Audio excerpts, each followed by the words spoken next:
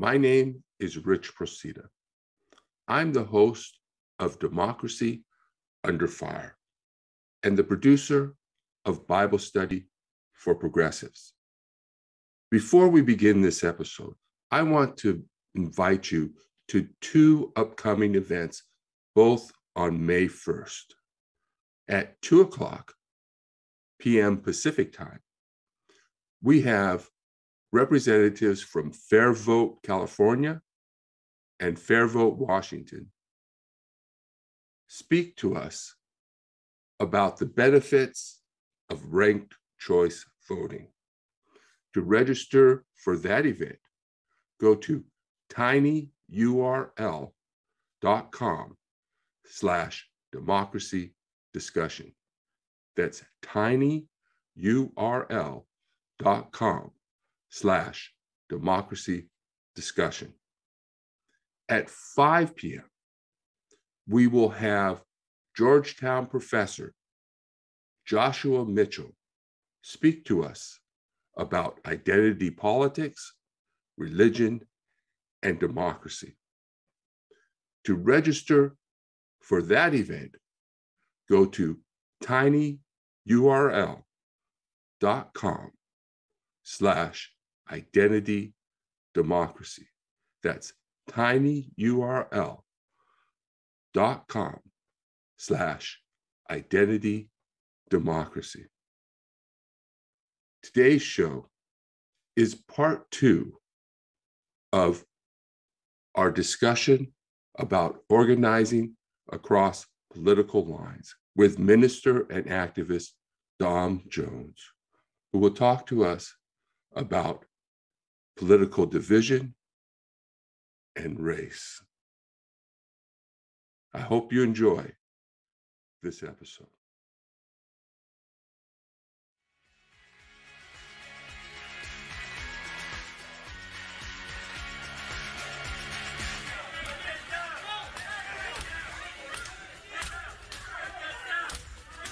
Now, according to public reporting, D.C. Mayor Muriel Bowser first called Army Secretary Ryan McCarthy to ask for help at 1:34 p.m.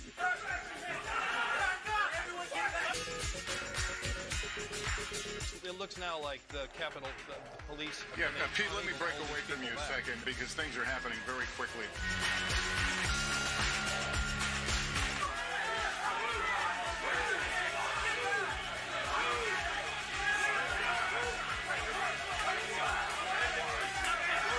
According to your written testimony, you were, quote, aware that demonstrators had breached the Capitol.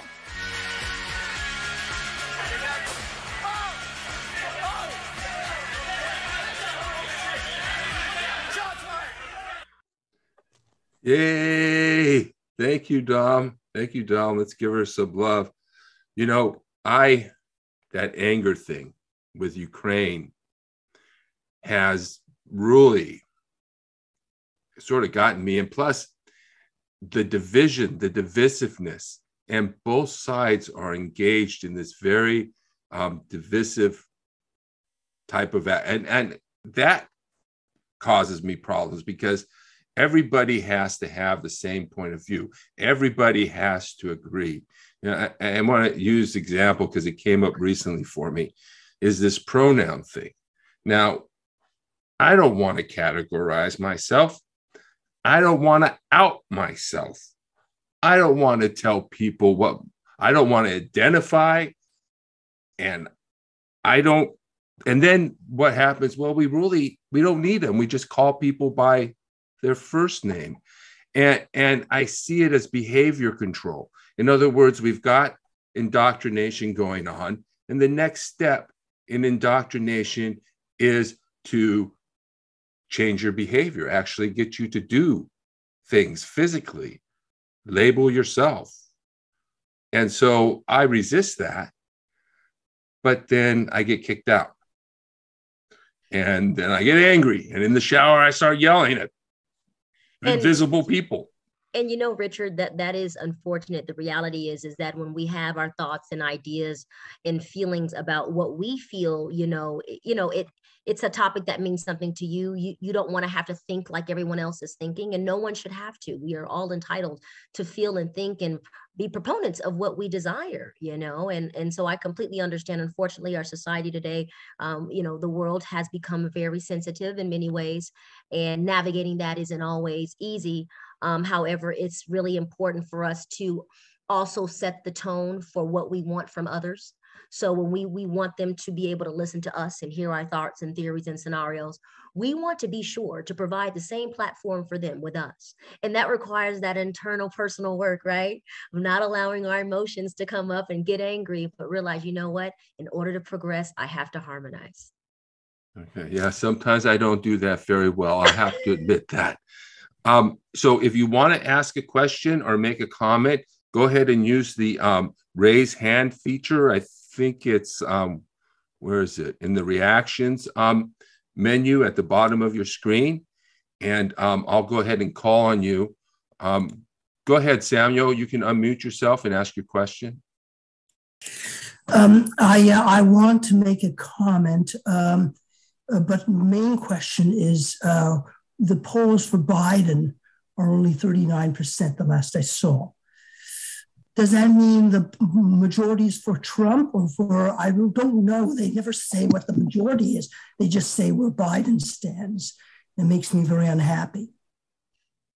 Well, we don't, all the polls are different. The thing about polling is you never know exactly, because polling is done, so many different guidelines are laid out in order for a poll to be given and administered and along against what backdrop. So I would say in that respect about Biden and 39%, I'm not completely certain about what it means. The other percent, you could surmise it could mean the other percent is the other way. That is speculation. I would say there are many different polls that kind of give different places and percentages about where things are right now. So. The polls are, there are multiple polls indicated, and I don't know the names of them. There was a bunch of polls, and the average turned out to be 39%.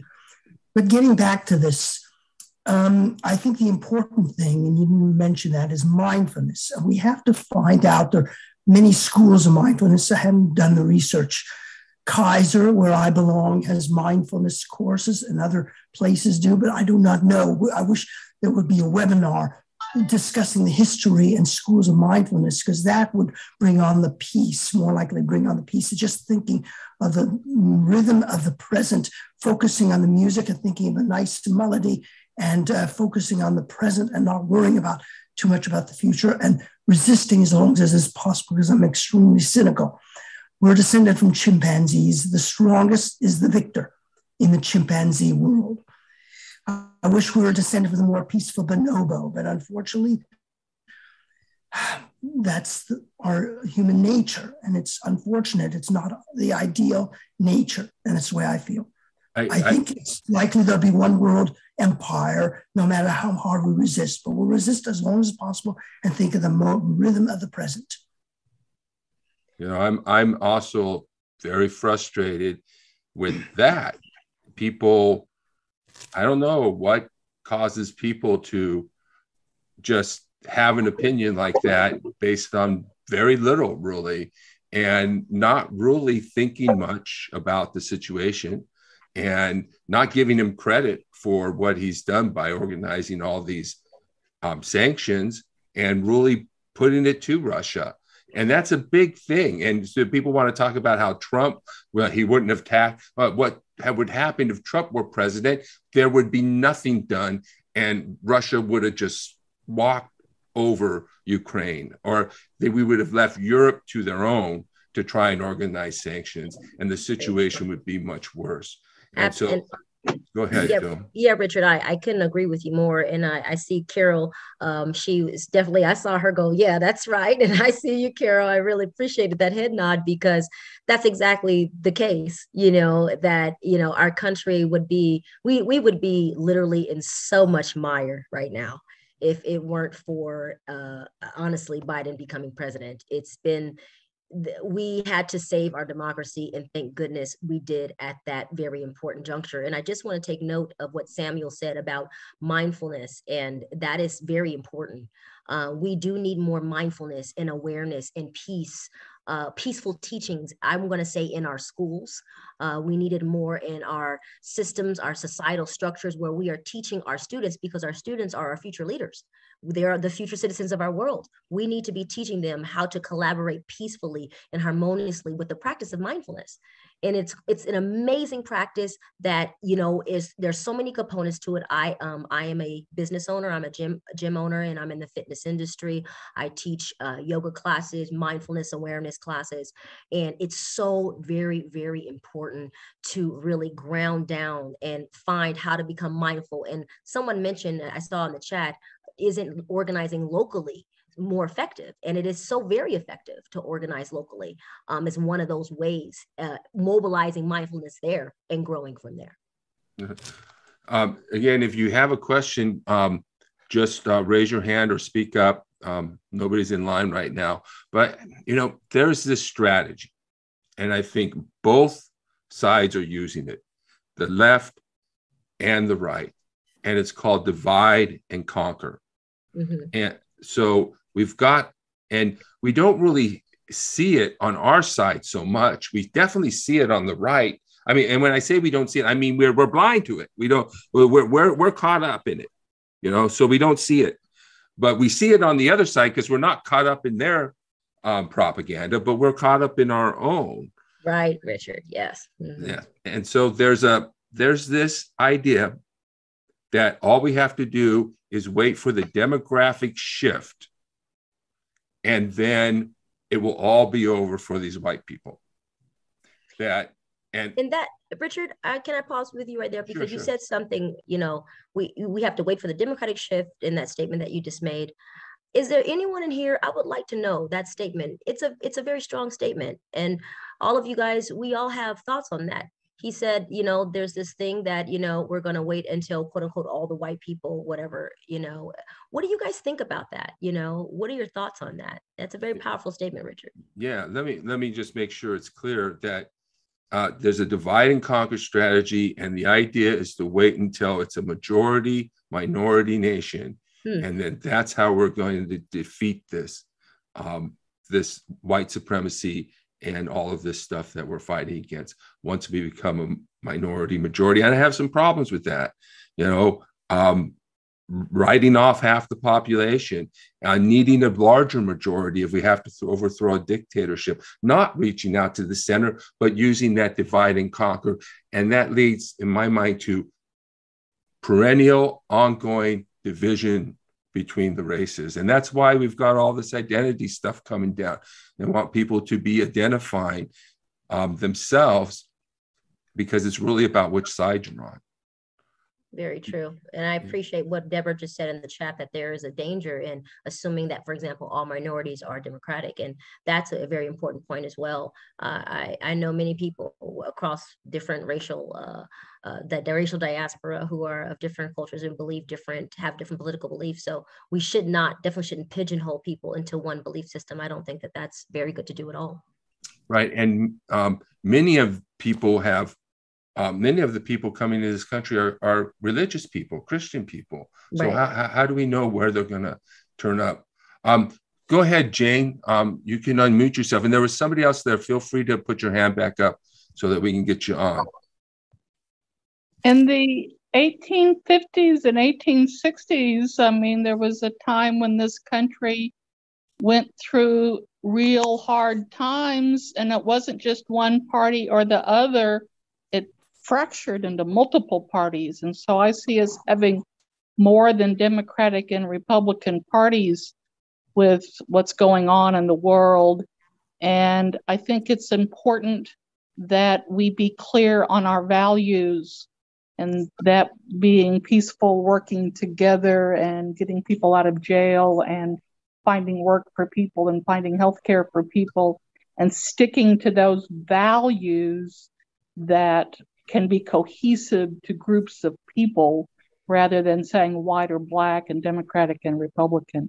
I think that the dialogue has to be along clear values that people can get behind.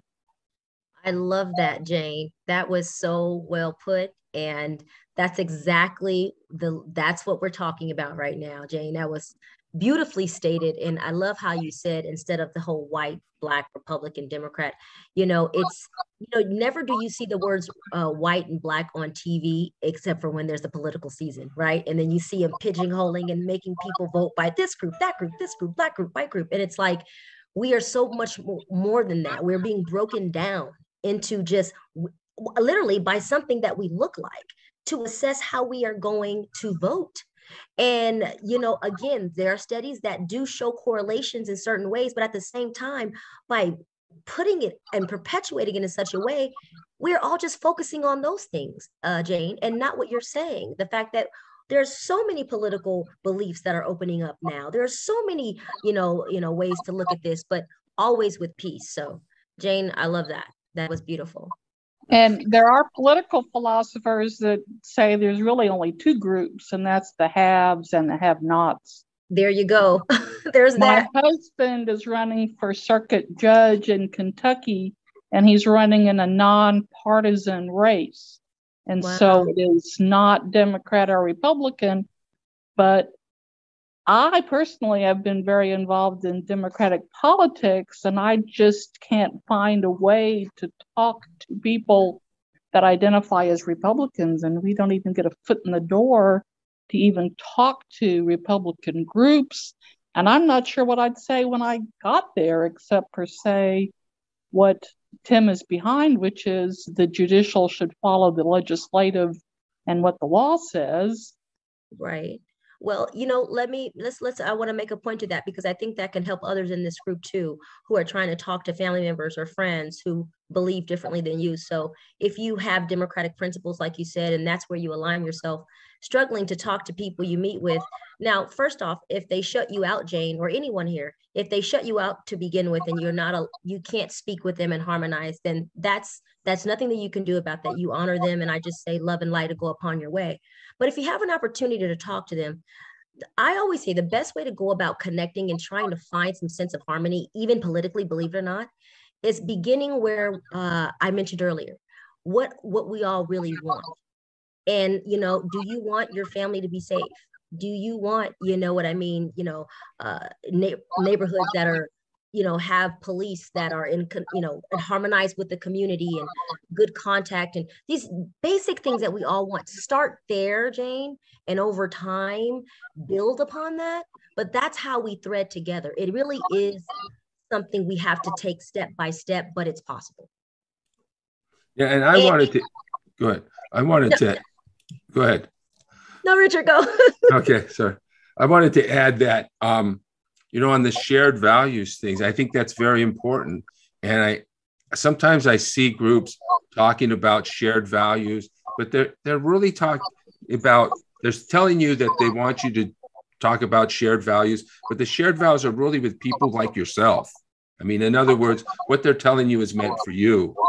And we're trying to reach out across political lines to people who are on the other side, not far right, but even far right, if we can get them to be less far right. But so it's important that and it's cultural values. In other words, a lot of times we're willing to work on the economic policy stuff. And we think if we put a few extra bucks in these pockets, they're going to come running to us.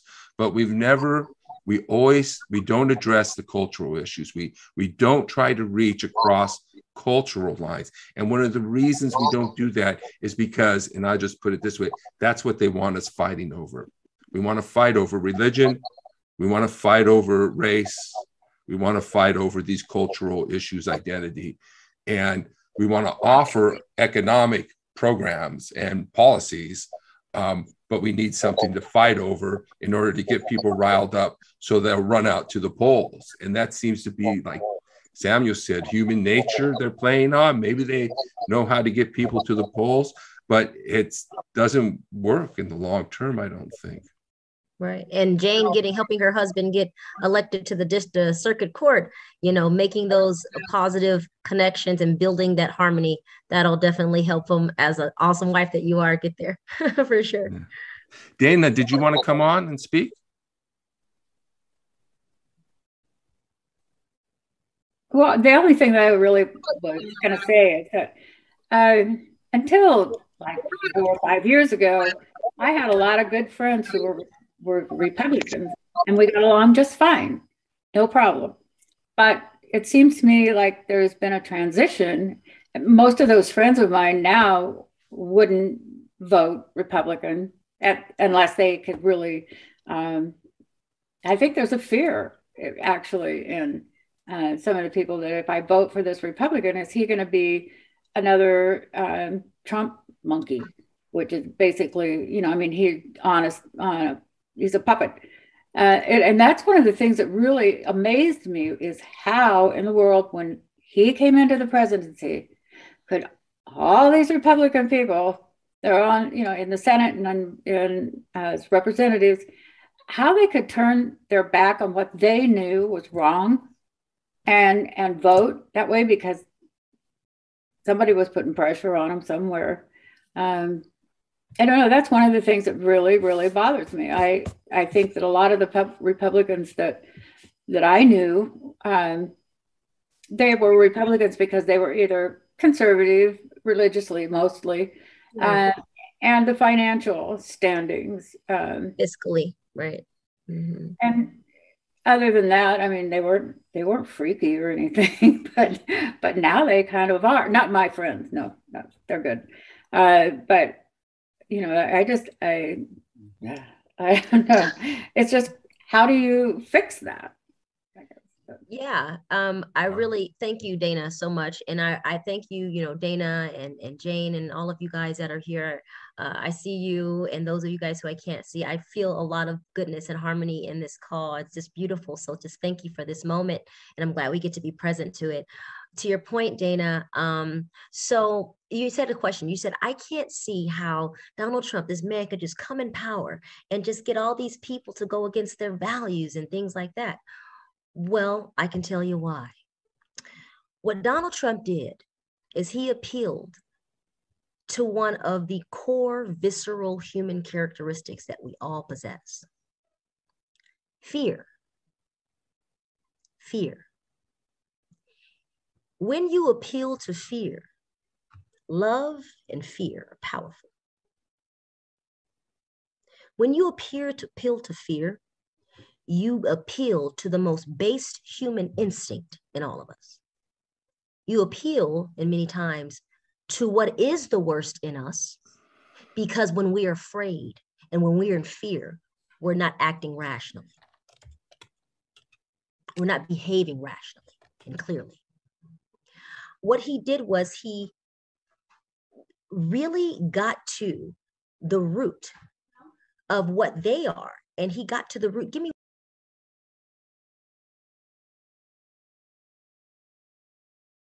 I guess, Don, you're back? Yes, sorry. I had a little moment there, but I had to pick up something there. I'm here. Okay. So Donald Trump, he appealed to the fear, Dana. He appealed to the fear, and thinking about it on a societal level, he appealed to and you know what, as we're having this discussion, it's not an easy discussion to have. It's hard to say these things truthfully, but we must face it.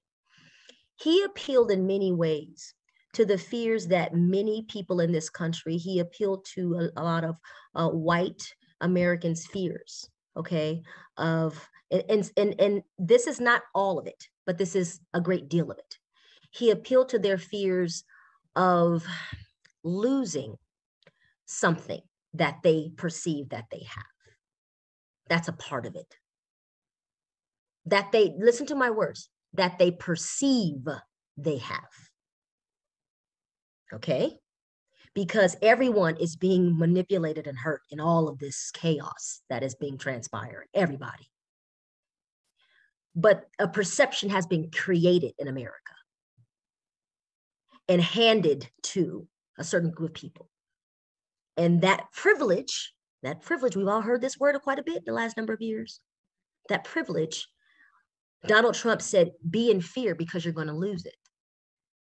And the reason why you're going to lose it is because these Mexicans, let's say he may have said across the border the things that he said, the Muslim ban, this about the Muslim people, this about talking about African Americans a certain way in a derogatory fashion, calling the African countries S-hole countries. All of these things that he said and did, it appealed to the worst in some of us, and it grabbed us. And because, as I mentioned earlier, we've had 400 years of slavery, we're still suffering from the remnants of that because we haven't really healed and dealt with things and faced them full on, like South Africa did when they ended apartheid. They had a peace and reconciliation. We haven't had any of that. So there's so many of these things, Dana. Stoke the fear, appeal to fear, you can accomplish so much. And that's what he did. And I would add that a lot of what we're talking about here is the problem of human evil.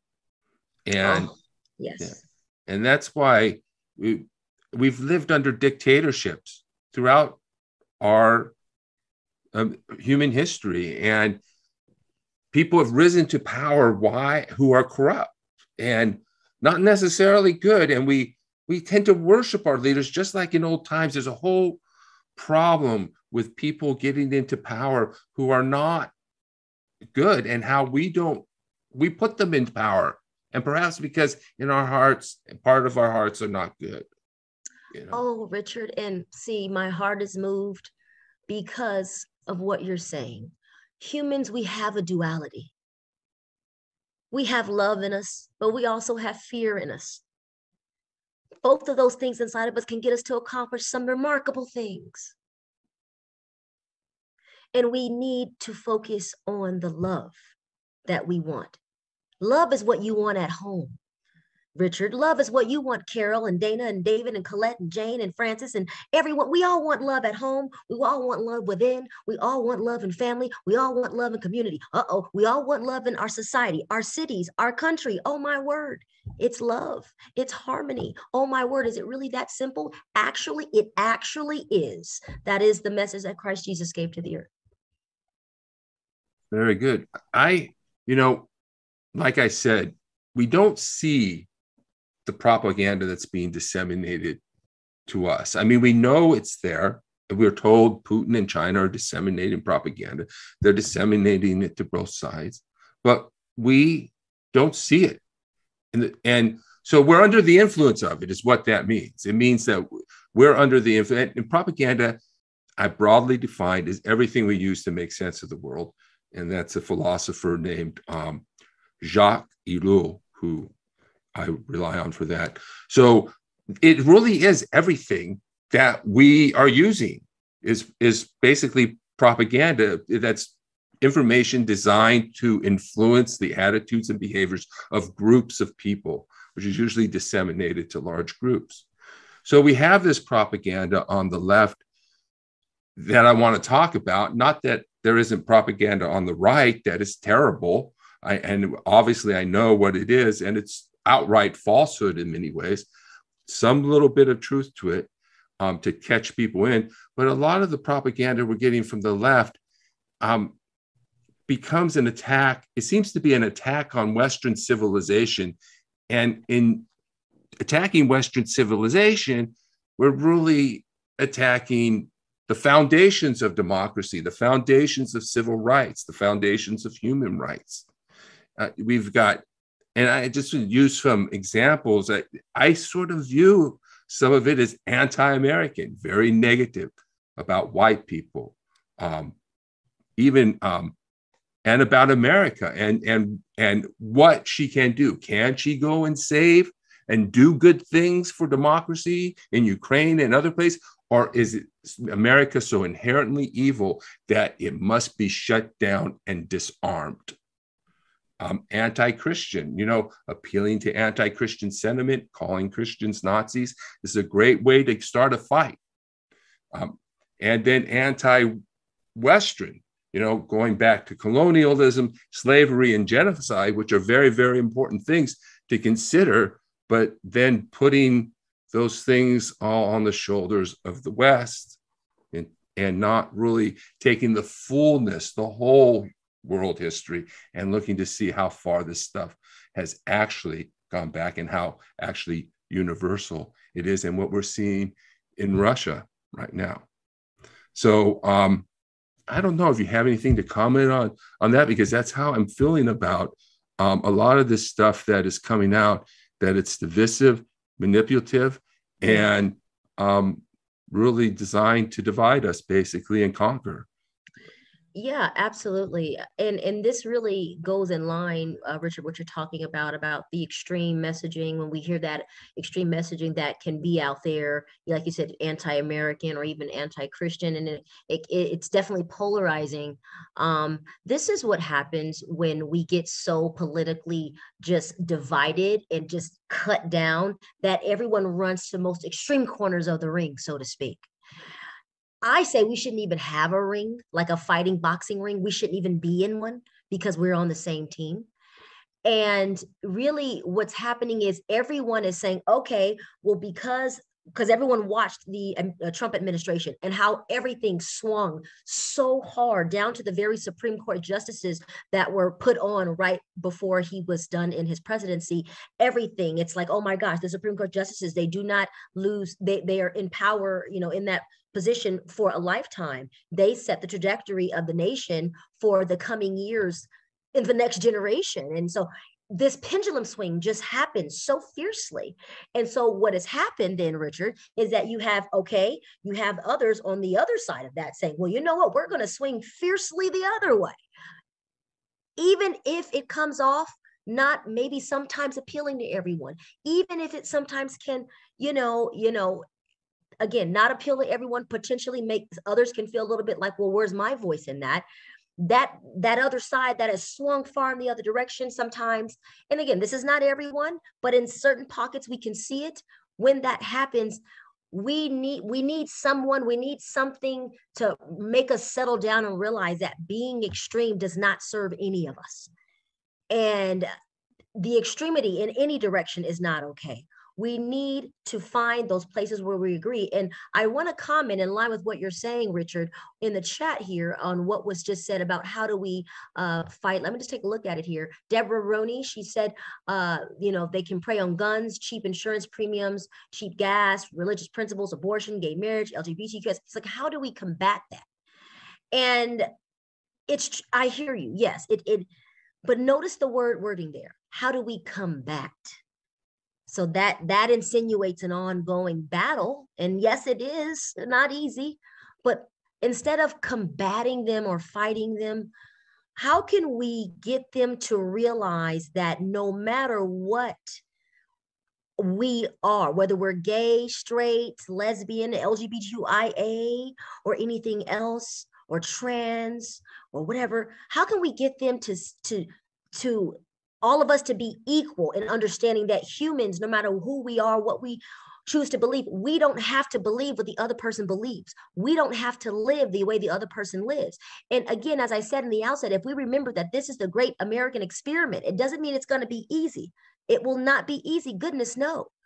But this is the great American spirit. That question, Deborah, how can we all be together? Well, like Richard said, we need to realize that we need to not appeal to the bad. We need to appeal to the good. And yes, it's been done and it can be done again. We have to come together and stand true to one focus, which is staying in harmony and not get sidelined by all the other noise. Yes, I keep forgetting what I was going to say. Go ahead. Well, there's boy. Oh, yes. Now I remember what it is. So, we've got these people on the right. They're culturally in their own bubble, and they're not accepting gays. They're not accepting a lot of things. But now where are we, though? We are pushing them to accept theys. They haven't even accepted gays yet. How are they going to accept theys, meaning pronouns?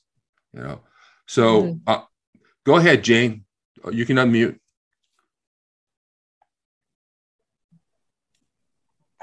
There are certain wedge issues, especially where I live in Kentucky. And some of these wedge issues are, don't take away my gun. Another one is, don't tax me too much. Another wedge issue is the role of women. Another wedge issue is reproductive justice. And these wedge issues, we cannot bridge that divide. How the Democrats need to focus and win, at least win in places like Kentucky, is keep your eye on the ball of the economy. And that means getting as many people to work as possible, keeping inflation rates down, building housing, tackling the homeless issue, doing what Pete Buttigieg is doing with fixing the bridges. Mm-hmm. Those are issues that bring us together. If the Democrats can focus on those, the culture will handle the LGBTQ issue eventually. And it will take different parts of the country different rates because they don't all deal with the culture at the same time. Yes. I would say Huntington Beach, California is a couple of decades ahead of Kentucky, even today. Yeah. Well, you know, I have some concerns about that, Jane.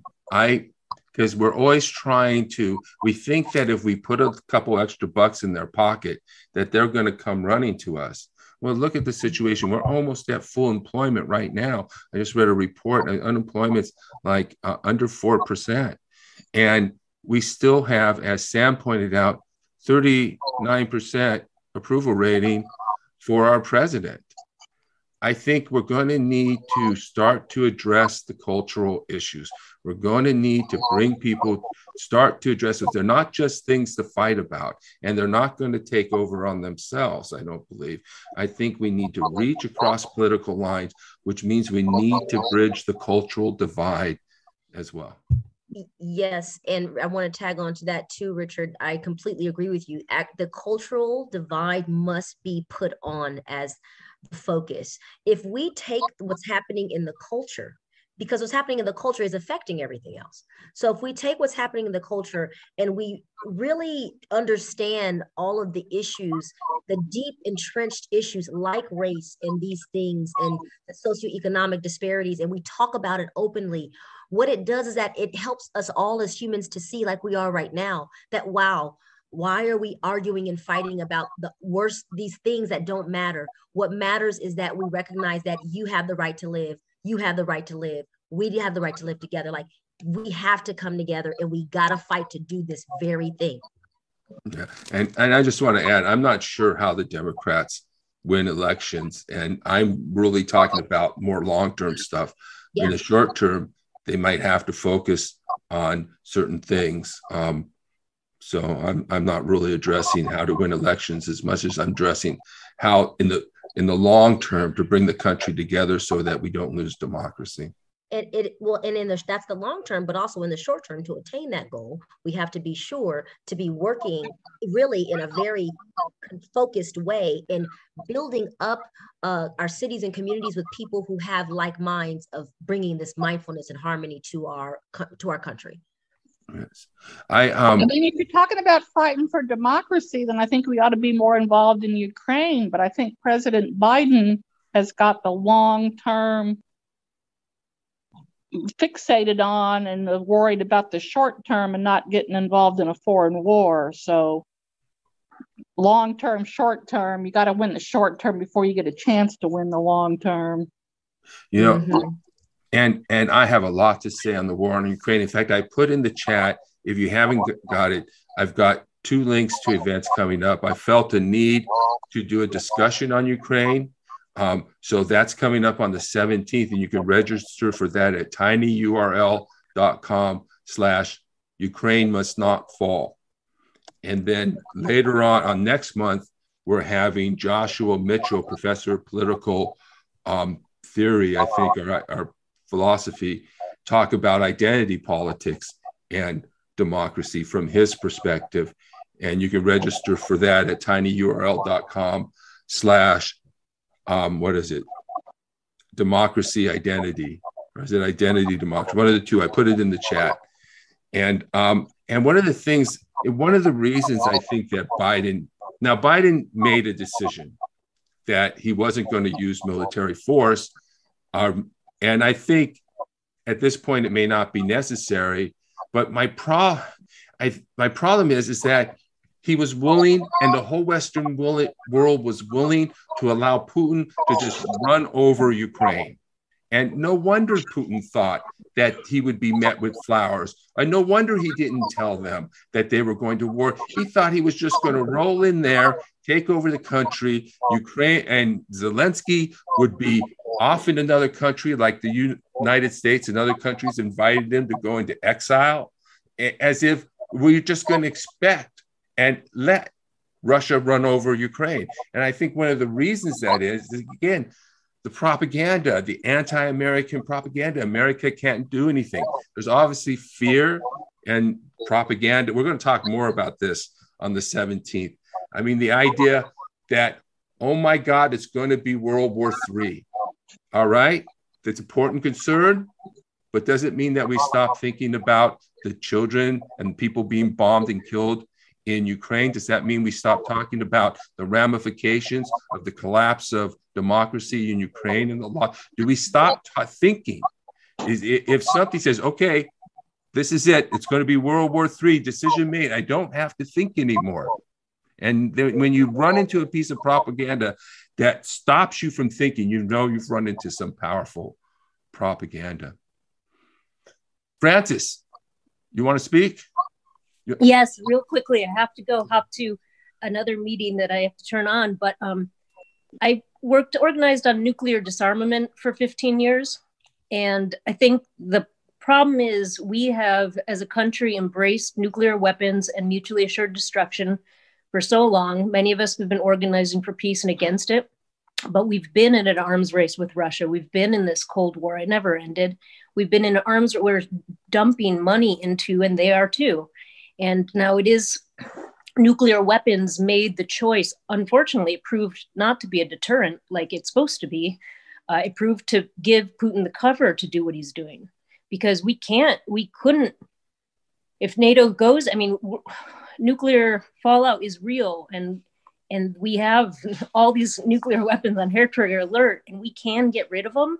But unfortunately, some people are going to use this excuse to now pour more money into military and weapons. I believe that we have to get real. We have to find a way for the whole planet to cooperate. And it's about sharing resources, not dominating resources. It's changing the mentality, the colonialism mentality of whoever can declare being in control of the oil and these lands.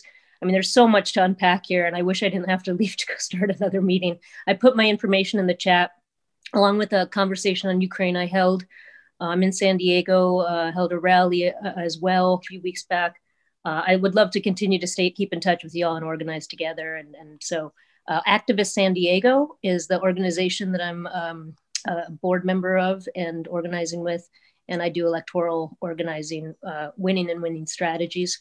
I'm also campaign managing a race in Vista, California, city council race for Dan O'Donnell. Great candidate, you should all check out. And Vista is a district where there's a mixed, there's a lot of independents. I came to this because I think this is exactly what we need to be figuring out. The message that, well, Dan is a listener and he's a doer. He's not a common politician. He actually is willing to do the hard work of getting the community together, all the stakeholders, listening and finding solutions that work for everyone. It's a city council race. It's a small race. It's 1/4 of Vista, which is 100,000 people, and they're 1/4 of the district. So we've got a very winnable race. There is a Democratic majority here. This would be the first time Vista would flip to Democratic if he wins a Democratic majority in its 60-year history. Just so those who don't know, Vista's in from Oceanside, just a few miles in Southern California. And Cipriano Vargas, who's been on the school board, is running for mayor. So really awesome candidates, great race to check out. I got to run. Peace be with you all. All right. Thank you, Francis. I'm sending you my email and my phone number in the chat. If you want to send me yours before you have time or leave, and we can be in contact with each other. Yeah. Thank you. And I did just finish watching the whole Matrix trilogy. Mm-hmm. Whew.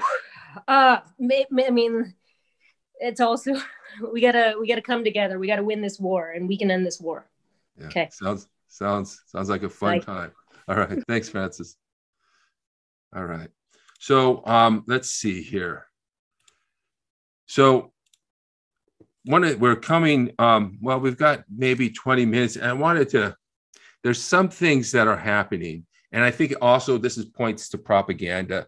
And this is what my experience has been, that when you're in like a cult or in like a group or even in a church or a political group, sometimes there's no room for difference, no room for difference of opinion, no room for criticism. People, and if you have a different way of thinking or you have a different opinion, you automatically get labeled. Everybody's, and so I've had to leave a number of groups. I mean, right now I've come out for supporting any action, including military action in Ukraine. Well, that gets me kicked out of a lot of groups. And that people really don't hear you and don't want to listen to you, and so that seems to be a big problem in our sort of group think environments. And we have in these progressive groups, one thing we do, and you can notice this, is that they tell you what to think and believe. They don't have like this discussion where we're having people with different opinions come and speak and everybody gets to speak. Often they're telling you what to think and believe. And if you're outside those norms, well, you're outside of them. And now, so you have any comments on that, Dom? Yeah, it has become the nature of the beast, Richard. It's become the nature of the beast, unfortunately. As was mentioned by Francis, we need to fight this war, this battle. We need not be so sequestered in our corners. And as I look at society and I see what is happening in the world at large, you know what I see, and this can get to a different kind of discussion, but I'll bear with me. I'll be brief. It gets at the heart of what motivates us as human beings. What motivates us every day when we wake up, when we're going out? What are we trying to create? Because if we look at the world today, not just the United States, but all over the world. I mean, what's happening with Putin attacking Ukraine, the pure awful genocide, the mania of it all, it's affecting our whole entire planet. And it's symptomatic. Donald Trump is symptomatic. Putin is symptomatic. Duterte in the Philippines is symptomatic. Kim Jong-un, symptomatic. Xi, symptomatic. It is symptomatic of a world that has become so entrenched in seeking greed, superfluous things that don't matter, rather than focusing on what each of us is here to do. The purpose of our existence, as far as I'm concerned, everyone on this call, is to evolve as human beings. None of us are accidents. None of us, contrary to what maybe my grandmother told me her mom told her. Okay. But still, none of us are accidents. There are billions of us. And yes, billions of us all have a purpose, Richard. We all have a purpose, honey. All of us. And each of us, through the trials that you undergo in your life, having a child, getting married, possibly getting SEAL and having to battle through that, potentially getting cancer, paying bills, car notes, everything else involved in living, all of it is our teachers to you. Your struggles of being kicked out of groups because of what you believe, Richard, is a teacher to you of how much further you should go into your lane and not anyone else's lane. The world is suffering because we as a humanity are sick. Mm-hmm. That's right. We are sick, and we need to understand what our evolution means. And it doesn't mean all of this, and we need to get on that. Yeah, we need to grow. We need to grow, my friend. Yes.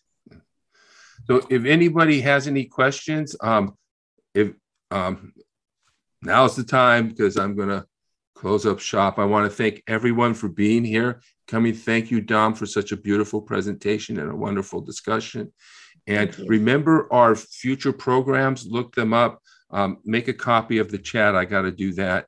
I'm going to have that saved already. But if you can't, if you want the chat, make a copy of that. And we'll see you all on the next time. And thank you so much, everyone. Thank you for coming. Thank you so much. Being a part of this. Thank you, everyone. Blessings. Take care. Bye now. I love your hair. How do you do your hair? Thank you. So nice. Love is love. Not my hair. I love your hair too. I love everyone's hair. It's nice. It's nice. Bye, everybody. I enjoyed it too. Enjoy